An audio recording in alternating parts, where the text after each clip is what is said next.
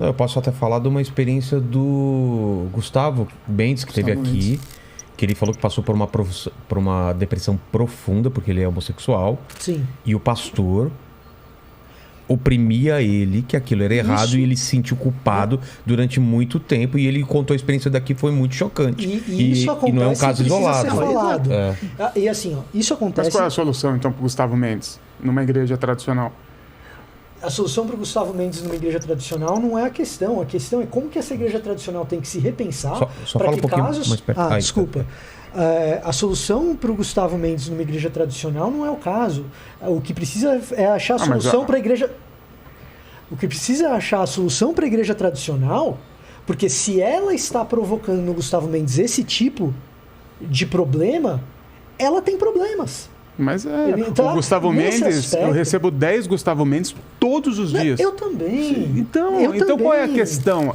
A questão é que existe uma estrutura, então, a gente concorda que existe um recorde de suicídio de pastores. Nos últimos 2 anos, a quantidade... Sim, nunca aconteceu desse jeito como aconteceu nos últimos anos. A pergunta é quem é que está causando esse suicídio de pastores? São as ovelhas que são muito chatas e complicadas? É o sistema? Mas aí você está equiparando um pastor, como um pastor é tratado na igreja, como um gay é tratado na igreja?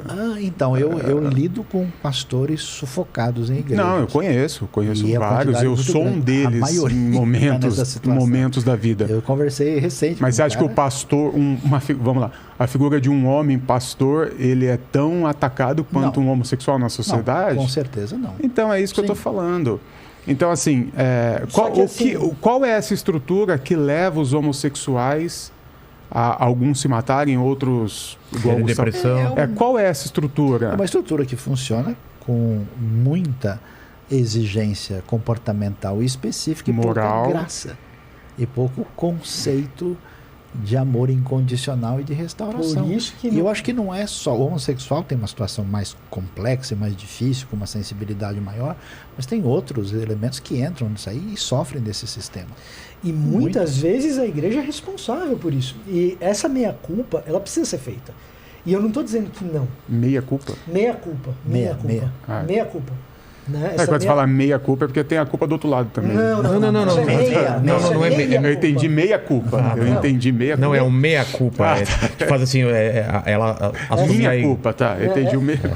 Então, essa meia-culpa, ela precisa ser feita. E assim, ninguém, não sei. Mas eu pelo menos, o professor Saião, tenho certeza que a gente não está fazendo o caso de que a igreja precisa ser defendida nesse aspecto. Entretanto, se a gente está tentando identificar quais são os elementos que levam uma família ou uma igreja a tratar mal alguém da população LGBT, a gente precisa reconhecer que esses elementos são multifatoriais. Não é exclusivamente teológico. Se tem um problema teológico, vamos ver qual é a elaboração teológica que está levando isso a esse problema. Mas não é exclusivamente teológica. Não é só teológica, é teológica, é pastoral, é de praxis. Mas não é exclusivamente religiosa também. É da vida da igreja. Mas não é exclusivamente religiosa também.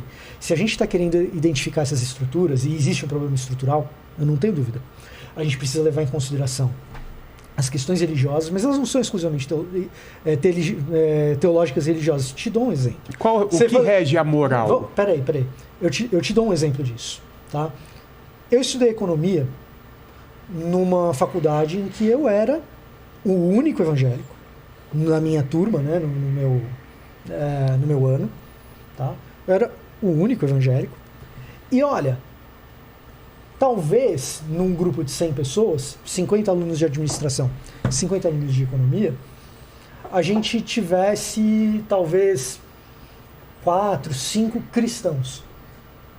O resto era agnóstico ou ateu. E cara, o que tinha de homofobia naquele lugar era brutal. Você me perguntou se na população agnóstica isso acontece? Muito. Acontece. Não, mas pega aí. Essa não é a resposta da minha pergunta. Esses agnósticos ou ateus, eles têm uma moral. E essa moral foi construída por uma... Também religiosamente, mas não unicamente. Porque vamos lá, vamos tirar todo o conceito divino, vamos tentar extinguir... Tira Deus da nossa cabeça. Qual seria o problema de um homossexual? Tira Deus da nossa Tira Deus da jogada. Tá. Tira Deus da jogada. Qual é o problema? Victor. Esquece do microfone. Você quer que eu construa uma ética kantiana para chegar nisso? Não, vamos mais simples. Vamos simples aqui. Qual seria o problema de um homossexual a não ser o pecado de não? Papai do céu fez homem com mulher. É Adão e Eva, não Adão e Ilvo, né? Como dizem por aí. Não existe. Todo o problema homofóbico é questão de uma moral partido de um monoteísmo. Pode ver que as religiões monoteístas são homofóbicas. Você tem várias tribos indígenas e outras que não toleram a homossexualidade. E não toleram outras coisas, não toleram o nascimento de gêmeos, não toleram uma série de coisas. Exatamente. Então, acho que toda coisa que ela é diferente do grupo, ela se mostra com a interpretação da estranheza do grupo maior. Então, toda vez que você tem um elemento diferente, mas por que o homossexual é diferente? Essa é a questão. O que tornou a nossa moral enxergar o L... Porque se a gente fosse pegar o LGBTQIA+, ele já nem seria mais uma minoria. Não, tudo bem. Tirando as pessoas que são asfixiadas e não podem... Não, tudo bem. O vulgo sair do armário... Seria uma maioria que foi minorizada ou menosprezada. Então, no contexto de hoje, mas, por exemplo, eu me lembro de uma senhora que eu conheci que tinha 81 anos de idade. E isso aconteceu há uns 20 e poucos anos atrás. Quando eu entrei nesse assunto com ela, ela falou: eu nunca imaginei que isso fosse verdade, achei que era brincadeira. Ela se mostrava desconhecedora. Então, em certos ambientes, certas coisas não são encontradiças. Quando esse elemento aparece, o grupo social tende a uma estranheza e reage. Isso não é exclusividade da tradição cristã. Isso acontece em vários ambientes do mundo com elementos que são minoritários na experiência social. Não é da tradição cristã, é da tradição religiosa. A religião que gera essa moral que faz em algum momento a gente falar: não, isso aí está errado. Por quê? A pergunta é: por que está errado? Me dá um motivo que não seja moral religioso que estaria errado. Me dá um motivo. Não tem, não existe. Tá. Toda homofobia tem a sua gênese numa moral religiosa. E se não for, por favor, me respondam. E se nós, como pastores, lideranças, lógico, nós somos só 3 aqui de pastores, líderes, não podemos falar por todo mundo, mas se a gente não repensar nossas estruturas da igreja para incluir sem o mas, porque a gente inclui, mas tem o mais. Não, você é bem-vindo aqui, mas eu não faço seu casamento. Mas você não sobe no altar, porque o altar é santo, é só eu, hétero, que posso estar lá. Então, assim, se a gente não repensar as nossas igrejas, que não consigam incluir a população LGBTQ+, sem o mas, isso só vai continuar se reproduzindo. Essa é uma hipótese. Você percebe... Me apresenta outra. Não, você percebe que tem 2, pelo menos, outras. Você percebe que se a gente fizer tudo isso, pode ser que isso continue se reproduzindo? Mudamos o tema já. Já mudamos pra caramba. O pessoal do chat deve estar indignado. Eu nem sei de onde saiu. Porque a gente vai muito mais esse tema. Vocês acham que... Não, podemos. Porque eu acho que isso é um tema de um programa inteiro. Não é? Talvez 2. Talvez 2, porque, é muita coisa. Porque tem pastor que justifica com trecho da Bíblia. Aí o Caio Fábio veio aqui e falou que isso também... Ele colocou a versão dele que isso também não é tão assim. Veja, porque você não tem outros trechos também que justificam outras coisas. É uma discussão pesada. É uma discussão pesada e que tem 2 coisas nela que eu acho que eu vejo pelo menos pouca gente fazer. Tá? Eu vejo pelo menos pouca gente fazer. A primeira é a tal da meia-culpa. Tem muita coisa do que você disse, Berloffa. Talvez, quando eu falo a maioria absoluta, que eu acho que você está totalmente correto, a gente concorda. Tá? Então, uma das coisas que eu vejo pouca gente fazer é a meia-culpa. Tem que fazer. Porque um caso como esse que você mencionou, não deveria acontecer nenhum. E acontecem aos montes. Isso é um pedaço da coisa. Outro pedaço da coisa é o seguinte, beleza.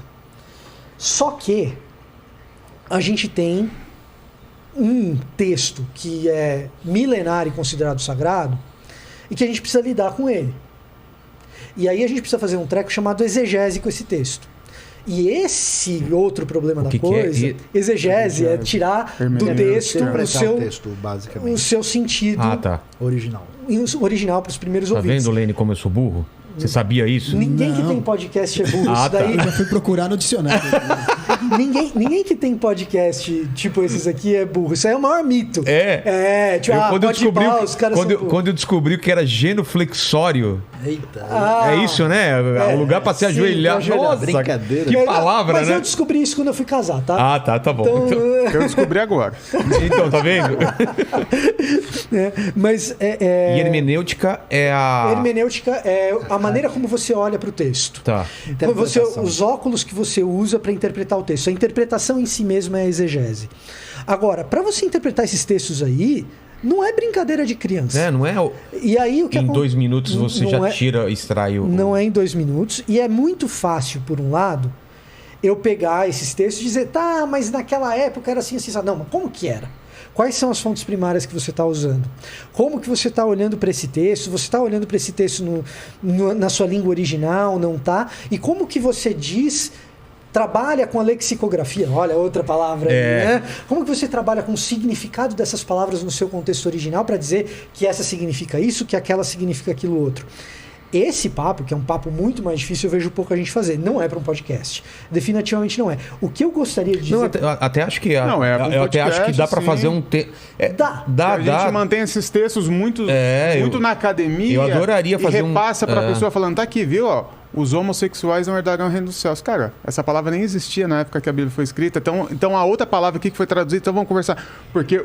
a grande massa tá lendo em português. Mas, Berloff, eu só queria, assim, pra gente não fugir muito do tema, é só a gente dar uma explicação geral que realmente é um problema. Sim. E tem que ter uma discussão sobre. E que não é fácil essa discussão. E que é legal o pessoal saber que há outras vertentes. Sim. Que há outras vertentes de pensamento. Aqui mesmo no podcast veio o Rina, veio o Caio Fábio, veio o Rodrigo. Assim, várias pessoas falaram sobre o tema. Então a gente tem várias visões, só que dentro do podcast mesmo. Que é maravilhoso. Mas eu acho que merece um podcast sobre hermenêutica, sobre essas coisas, sobre como você pode pegar um texto e transformar ele em outro, ou ler ele à luz de hoje ou à luz daquele tempo. Eu acho que isso vale a pena a gente discutir isso, porque é uma coisa que me fascina, pelo menos, né?